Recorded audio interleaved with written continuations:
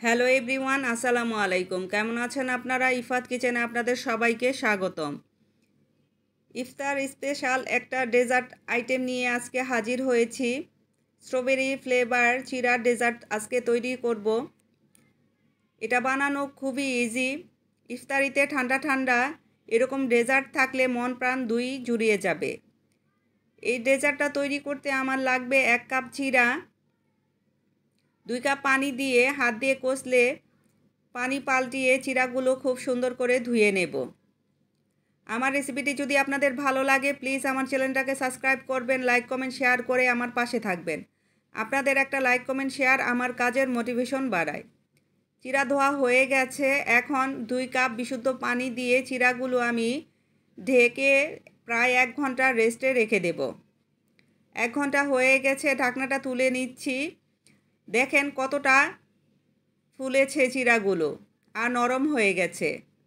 একটা ব্লেন্ডারের সাহায্যে 4 piece strawberry আমি পেস্ট করে নিয়েছি। 3টা গ্লাস নিয়েছি ডেজার্টটা তৈরি করব বলে। 2 টেবিল চামচ চিরা দিয়েছি, 1 টেবিল চামচ কনডেন্স মিল্ক, বাদাম, আমন্ড বাদাম, কাজু বাদাম মিক্সড কুচি করে কেটে 1 টেবিল চামচ করে দিয়ে দেব। আমি কলা স্লাইস করে কেটেছি, 1 টেবিল চামচ করে দিয়ে দেব।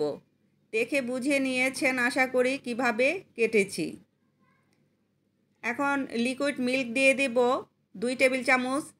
দুধটা আমি আগে থেকে ঘন করে জাল করে ঠান্ডা করে নিয়েছিলাম।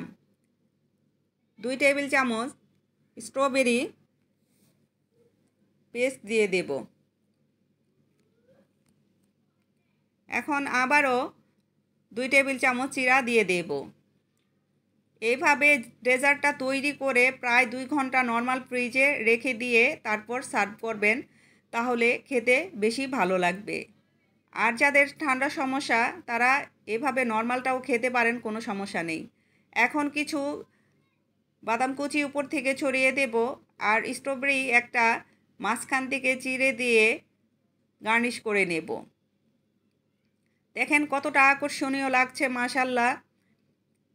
এই রমজানে অবশ্যই ট্রাই করবেন, আশা করি আপনাদের ভালো লাগবে। যাই হোক, ভালো থাকবেন, সুস্থ থাকবেন, আমার জন্য দোয়া করবেন। দেখা হবে নেক্সট কোনো রেসিপিতে। আল্লাহ হাফেজ।